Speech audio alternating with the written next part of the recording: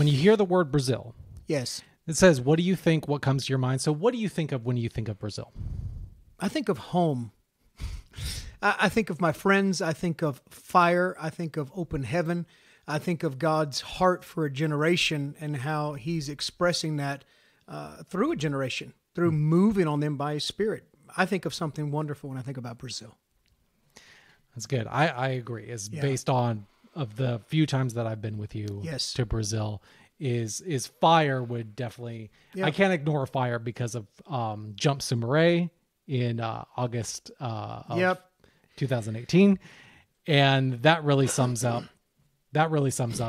what I think of. Yeah. And then all the other events, over 500 events in the past 8+ years. Multiple churches, multiple churches, denominations, multiple denominations from 13 out of 26 states. So I'm halfway there.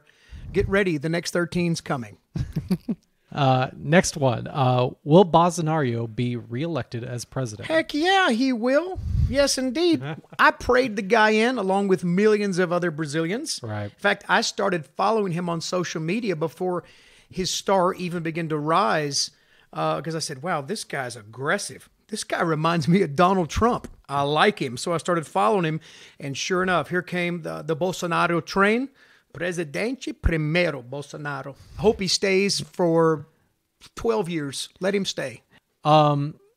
What do you think of living in Brazil in the future? Well, that's a good question. Yeah, I would love to live in Brazil in the future. And I could practice my Portuguese. I moved out of the country one time, many years ago, with my wife. Sold my house, sold my cat, sold my dog, left all my friends and family, and moved to Malaysia. That's not an easy thing to do. No. It's not. Did God direct me? Yes. Would I ever leave the United States again to come to Brazil? Maybe. Yeah. But would my wife want to do that?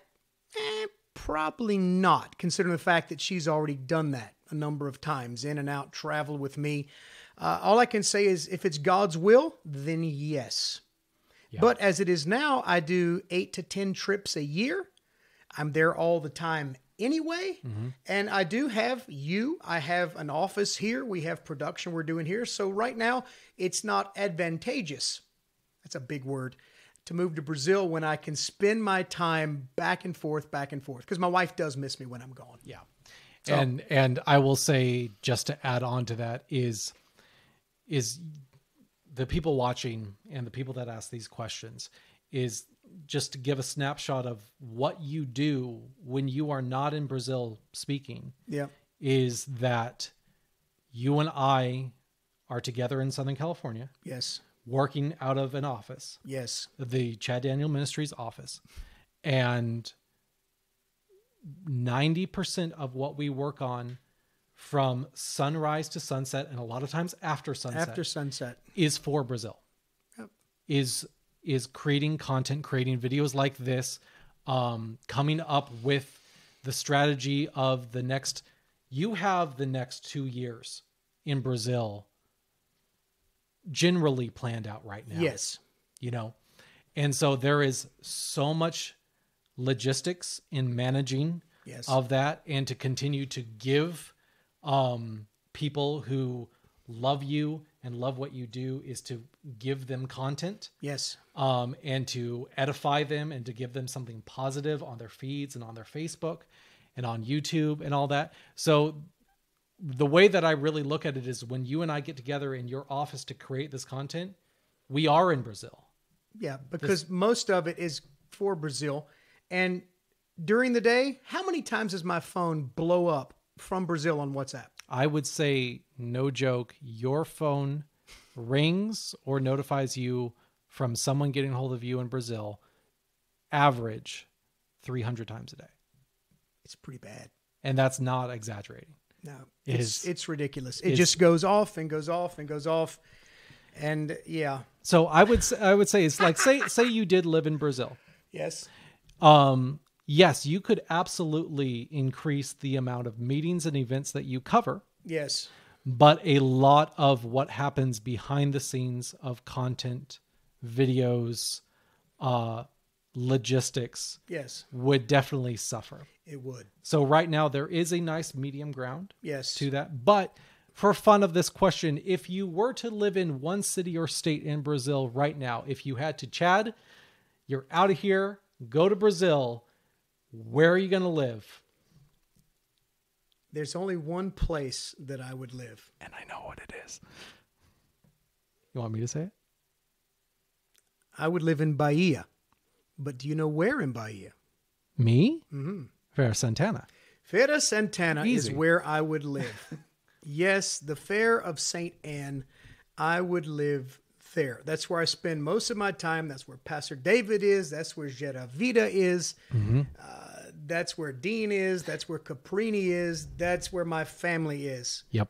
So, yeah, I could live in And Rio. also, what did David say? Top 10 crime-ridden Yeah, it's like the cities top 10 in murder Brazil? capitals in Brazil.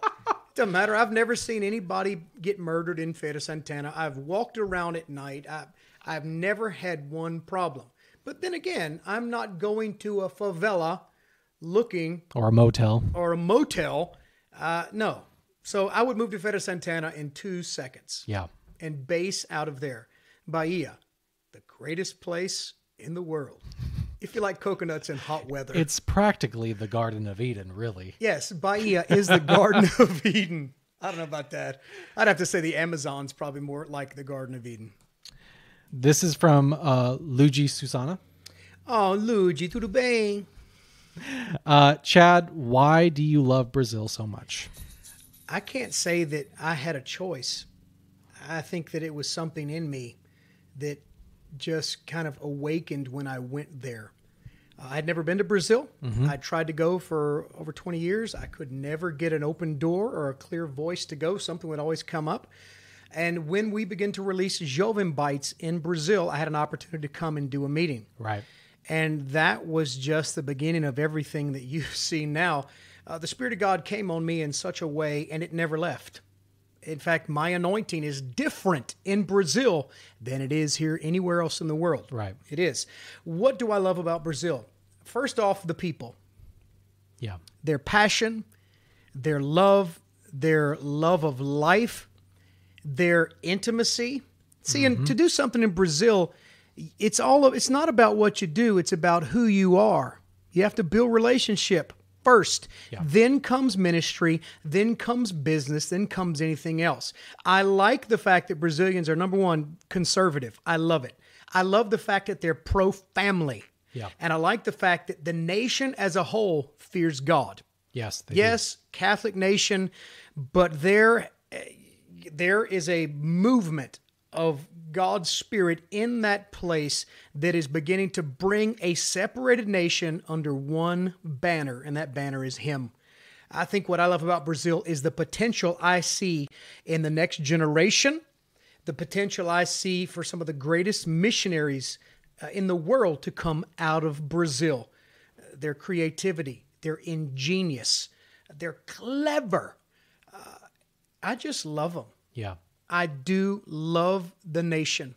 I love their language. It is so hard, but it sounds beautiful. I notice that language in any airport I go to. I can spot a Brazilian a mile away, and I'm even getting to the place to where I can understand if they're from Rio or Sao Paulo or Baianos or Amazonas. And it's just because I listen to it all the time. I love Brazil, plain and simple. So you've been going there for about 9 years now. Oh my gosh. Are you winding down? Winding down? Are you winding down from going to Brazil, or is this No, I'm just getting started.